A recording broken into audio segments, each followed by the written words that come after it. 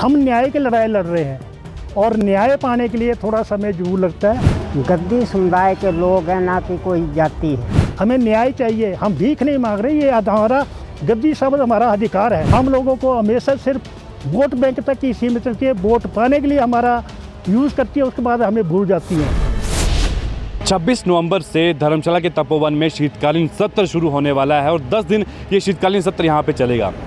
पक्ष विपक्ष के बीच में तो नोक-झोंक देखने को मिलेगी, चर्चाएं जो है देखने को मिलेगी, मुद्दे उठा ले जाएंगे हिमाचल प्रदेश के। परंतु बात करें हिमाचल प्रदेश की एक ऐसे मुद्दे की जो काफ़ी लंबे समय से हम कह सकते हैं कि चर्चाओं में है। जी हाँ दर्शकों, हम बात कर रहे हैं हिमालयन गद्दी यूनियन का जो एक अहम उद्देश्य है संगठन होने का, गद्दी समुदाय की जो 6 उपजातियाँ हैं उसकी मुख्य मांग को लेकर। जहाँ दर्शकों बात करें 6 उपजातियों का जो उपमांग है या 6 जातियों की जो मांग है मुख्य, जो गद्दी शब्द उनके साथ जोड़ा जाना है वो नहीं जोड़ा जा रहा। उनका कहना है कि रेवेन्यू रिकॉर्ड में एक त्रुटि जो है वो पाई गई है, उसी त्रुटि का अभी तक समाधान नहीं किया गया। सीधे तौर पे हिमालयन गद्दी यूनियन के जो अध्यक्ष हैं मोहिंदर जी, उनका ये कहना है कि यदि शीतकालीन सत्र से पहले मुख्यमंत्री हिमाचल प्रदेश के उनसे नहीं मिले या उनसे बातचीत नहीं की गई तो इस बार शीतकालीन सत्र का घेराव जो है वो किया जाएगा। इसी को लेकर आज कुछ बातचीत गद्दी समुदाय के जो 6 उपजातियां हैं, जो उनके पदाधिकारी हैं, उनसे भी करेंगे। साथ ही जो लोग यहाँ पे मौजूद हुए हैं, चाहे महिलाओं की बात करें, बुजुर्गों की बात करें या युवाओं की बात करें, उनसे जानकारी लेंगे, बातचीत करेंगे, क्या कुछ कहना है उनका इस शीतकालीन सत्र के घेराव को लेकर और क्या ये जो घेराव इनका होने वाला है, यदि मुख्यमंत्री इनसे मिलते हैं या कोई सरकार का प्रतिनिधि इनसे मिलता है तो क्या ये घेराव होगा या नहीं।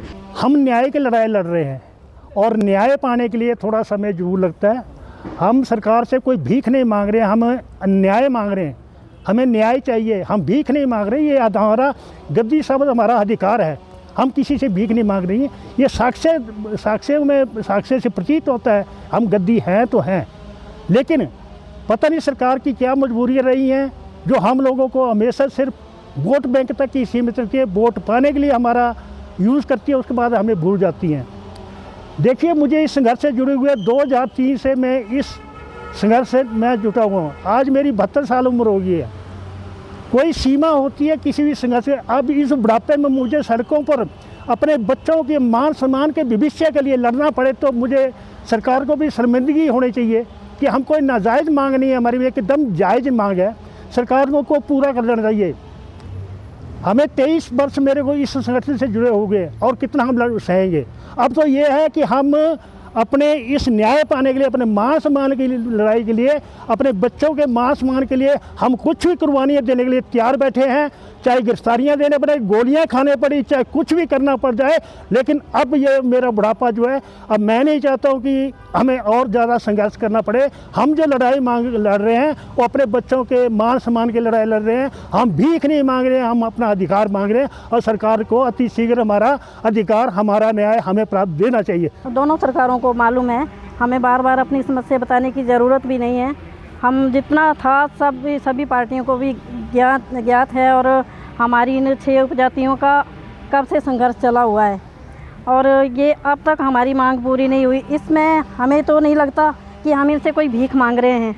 ये हमारा हक है, हमारे हक की लड़ाई है, तो इसमें इनको तो कोई क्यों देरी लग रही है ये मुझे समझ नहीं आता। सरकार बताए कि वो हमें हमारा हक क्यों नहीं देना चाहती और इसके लिए अब हाथ जोड़कर तो कुछ नहीं हो सका। हम इंतज़ार ही कर रहे हैं कब से और इस बार मेरा तो मानना यही है, हम विधानसभा का घेराव करेंगे। आज तो मैं चलो एक ही आई हूँ, यहाँ पे भीड़ इकट्ठा करने की हमारी कोई सोच नहीं थी, पर अगर हमें ज़रूरत हुई तो हम इस बार महिलाएं भी पीछे नहीं रहेंगी।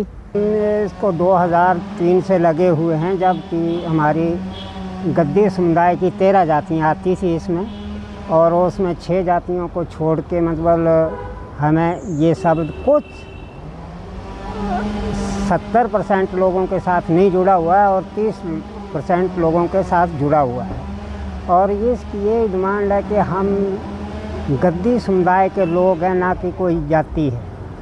और इसमें जो है हमारा रहन सहन, खान पीन, कल्चर, जो भी दना देवता या शादी ब्याह, हम सब एक साथ बैठ के इसको मतलब शेयर करते हैं और सबकी यही मांग रहती है। और कुछ हमारे पूर्व विधायक जी थे या कोई मंत्री जी थे, उन्होंने 2002 में ही ये शब्द कहा था कि जो हमारी 13 जातियाँ हैं वो पूरी इस चीज़ में आएंगी, एसटी में आएंगी, हम किसी जाति को नहीं छोड़ेंगे। किंतु जब 2003 में इसको डाला गया तो सिर्फ 7 जातियाँ डाली और 6 जातियों को हम लोगों को छोड़ दिया गया।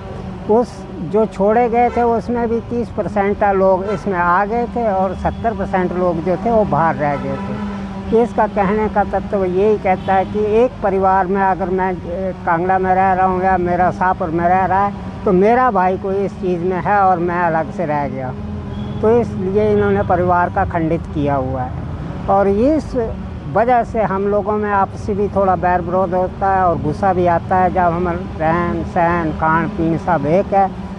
मांग जो है हमारी बहुत जायज़ मांग है और इस लड़ाई को लड़ते हमें लगभग 23 साल हो गए हैं।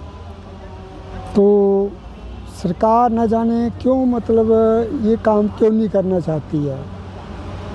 तो हम ये सरकार से मांग करते हैं कि हमारा ये जो है जल्दी से जल्दी हमारा कार्य जो है इसको हल किया जाए, इस पर मोहर लगाई जाए।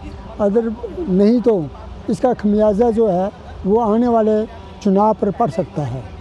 तो अभी जो है हम पहले शांत भाव से इस काम पर लगे हुए थे, लेकिन अब हमारा रोष जो है वो फूटेगा और हम अपने जो चुनाव में हमारे जो आदमी हैं वो भी उतर सकते हैं।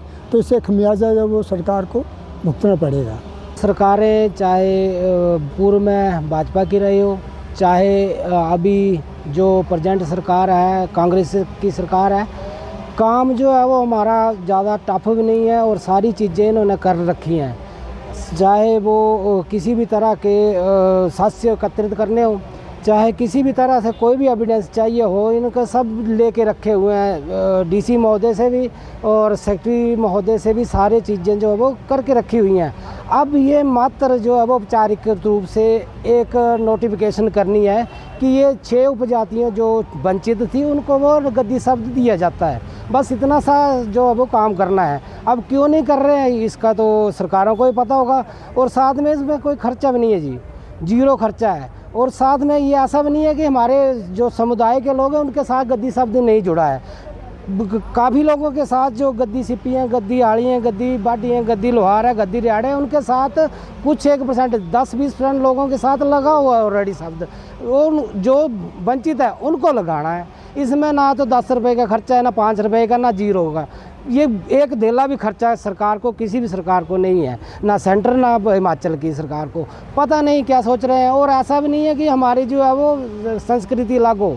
हमारा ना तो हमारी कोई संस्कृति अलग है, ना ही वेशभूषा अलग है, ना ही हमारे देवी देवता अलग हैं। सभी एक जैसे हैं। सभी रहन सहन से लेकर जन्म मृत्यु और विवाह शादियों का भी एक ही जो है वो कल्चर है।